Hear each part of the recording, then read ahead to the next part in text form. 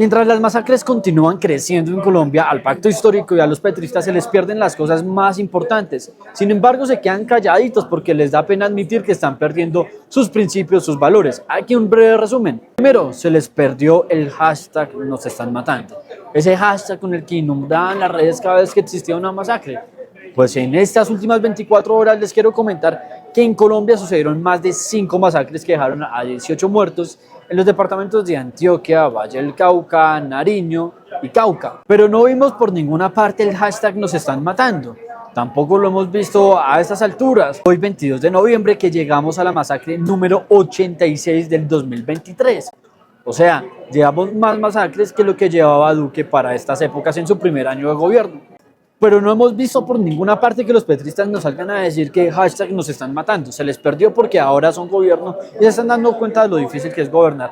Y más con un pésimo comisionado de paz que acaban de echar el día de hoy como Danilo Rueda. Pero también se les han perdido los principios y los ideales. Los principios, puesto que hace ya más de un año venían haciéndole una campaña negra al Grupo Aval y a Sarmiento Angulo, diciendo que habría que cortar todos los productos del Grupo Aval, Banco Avevillas, Banco de Colombia, etcétera, etcétera, Banco de Bogotá, etcétera, etcétera.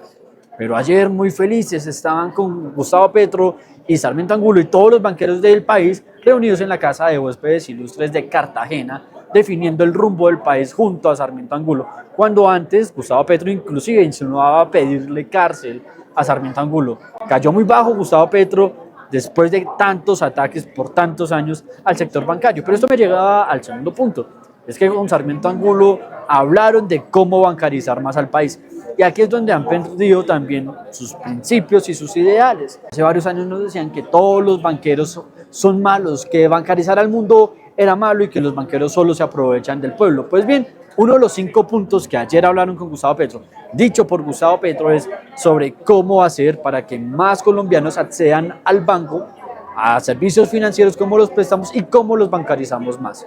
Hace un año eso no lo decían, hace un año decían que eso era todo lo contrario que iban a hacer. Han perdido sus propuestas, sus principios y sus valores en pocos meses. Pero es que inclusive han llegado a perder la moral, los buenos principios, la decencia. Con este señor, por ejemplo, Alejandro Campo, un representante a la Cámara, congresista del Pacto Histórico, quien se atreve a insinuar que los juguetes sexuales son para los miembros de la oposición colombiana, indistintamente si es Polo Polo, si es cualquier miembro de la oposición, así fueran de gobierno.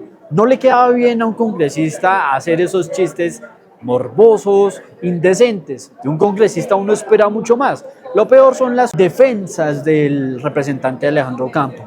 Se defiende, por ejemplo, del humorista Daniel Samper, de que Daniel Samper supuestamente no ha criticado a Polo Polo, cuando sí lo ha hecho muchas veces. Aunque no lo hubiera hecho, pues es que el oficio de un humorista es ese. Uno esperaría mucho más de talla, de altura, de decencia, de decoro, de un representante a la Cámara, de un congresista. Han perdido inclusive la decencia y la moral. Entonces, ese gobierno ha perdido la coherencia, ya no nos contabilizan las masacres en Colombia porque ahora llevamos muchas más en el mismo tiempo. 2, han perdido los principios, ya los bancos no son malos ni los banqueros son malos, han perdido las propuestas, porque ahora entonces ya no es malo bancarizar a la gente, sino que es bueno y ahora lo van a tratar de hacer con todos los colombianos. Y han perdido la moral y la decencia con personajes como este, Alejandro Campo, representante a la Cámara del Pacto Histórico. Eso sin mencionar a la representante Susana Boreal, la que abiertamente nos ha dicho que le gusta ya sabemos qué. Por lo demás, pues ustedes díganme en qué más ha perdido el pacto histórico en solo un año de gobierno. Y los leo.